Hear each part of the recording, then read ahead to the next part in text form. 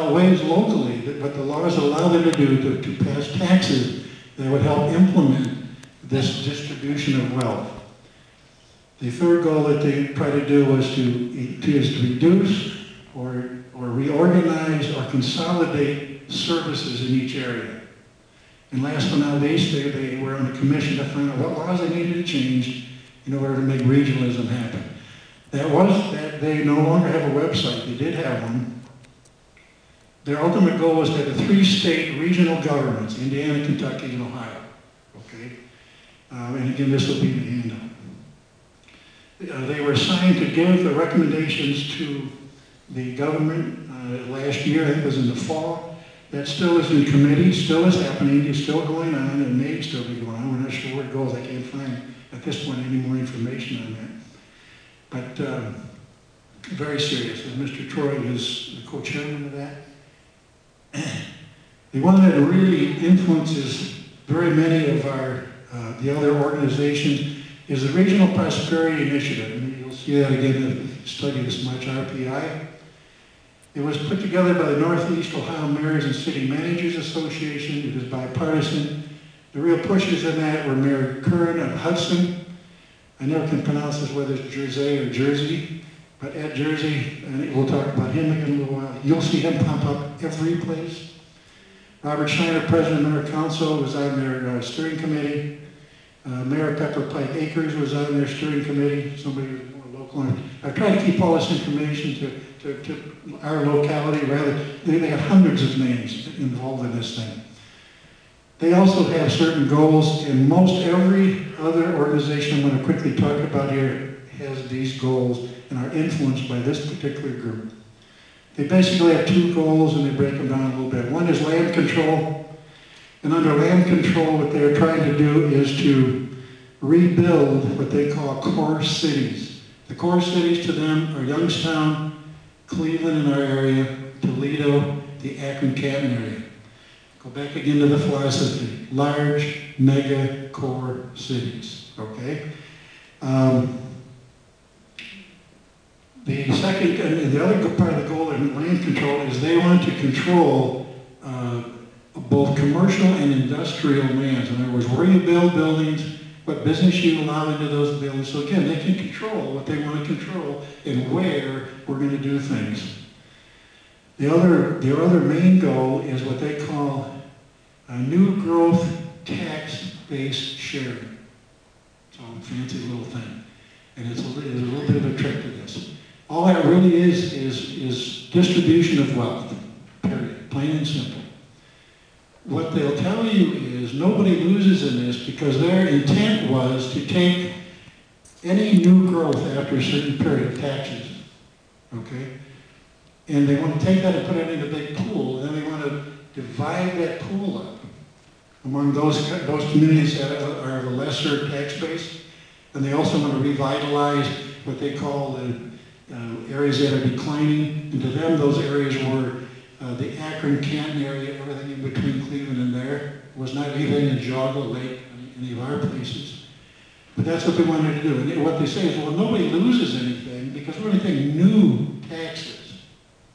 Okay, so the base tax that you had, you're going to keep, so you don't lose anything.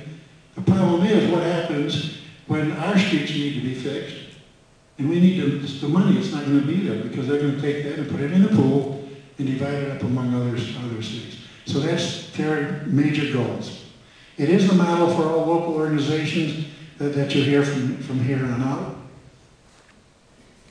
Ashtabula County is also in this thing. That was started by the Port Authority. Now, you haven't heard about any elections, you haven't heard about anything else in all of this yet, and you won't. Started by the Port Authority. There are 27 municipalities in Ashtabula County, 25 belong to this organization. And again, they right now are in the land control phase. Everything that happens in Ashtabula County goes through this organization. They will determine everything that happens, where it happens, and why it happens.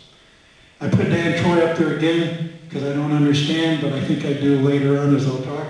So remember Dan Troy in this organization. Dan Troy and Lake County are what they call ad hoc members of this organization.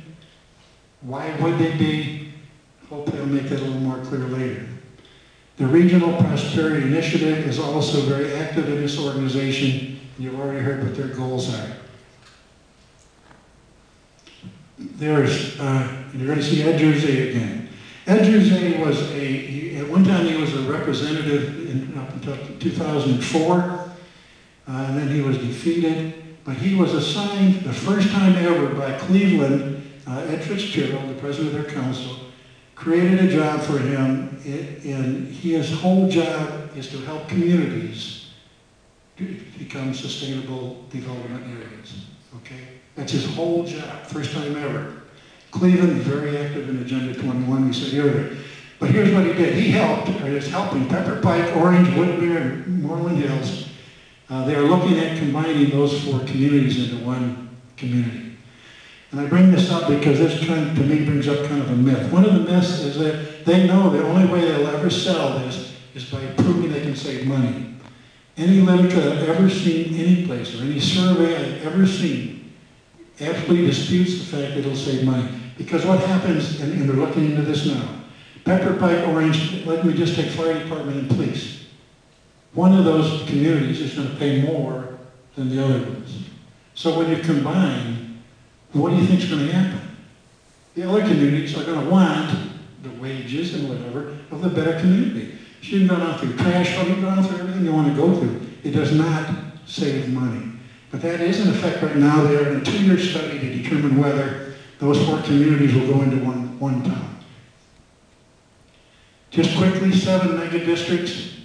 This organization, Ohio Hubs, has already divided Ohio into 7 industrial districts.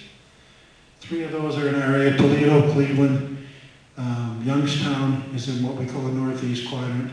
You have Columbus, Cincinnati, and they're all very close. Most of them are in the northeast.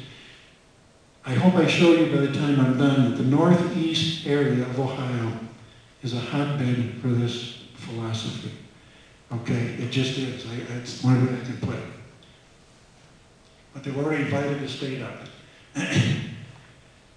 Now there's some newer ones that I just got into after Chuck challenged me a little bit to come up with some local ones. I've studied this little group for a while. The Northeast Ohio Wide Coordinating Agency, NOACA, is probably what you would see. They always use these symbols or these letters because I don't think they want you to know what they're doing. This has 21, it's a 12-county-wide agency. It has 21 what we call public-private organizations. And again, if you study it all, the Agenda 21, you'll see PPOs. That's what they're talking to. Our founding fathers was absolutely opposed to public-private organizations. Why? Because anytime you hook up a private company with a government, it can lead to corruption, monopolies, fraud. Think about toilet seats that cost $100. They had a muffin that cost $20 or something. You've heard all kinds of examples. Our founding fathers absolutely oppose this, but that's what happens. They have 21 of those different PPOs in this organization. It is some of the 12 are Cuyahoga, Geauga, Lake Lorraine, and Medina. And again, I'm trying to keep it just to areas that they will refer to as Northeast Ohio.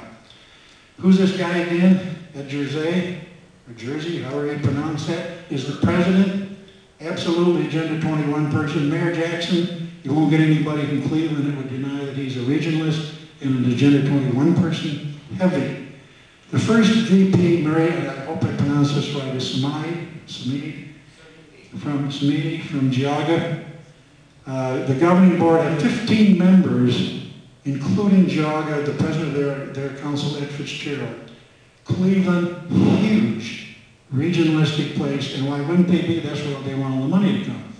But they are huge in Agenda 21. Ed Fitzgerald has vowed in the papers that he's going to make this thing happen. You have Lake representatives, Troy, Offledis, Science Gills, the Kirtland Mayor Taylor, and in Geauga, again, a local, just try to keep it local, Jameson, Samidi, I guess, and Young. Now, I'm not going to suggest, honestly, that all of these people are bad people. I know some of them that are. I can tell you that Jersey, Jackson, Fitzgerald, Troy, I'm convinced Awfuldish is a region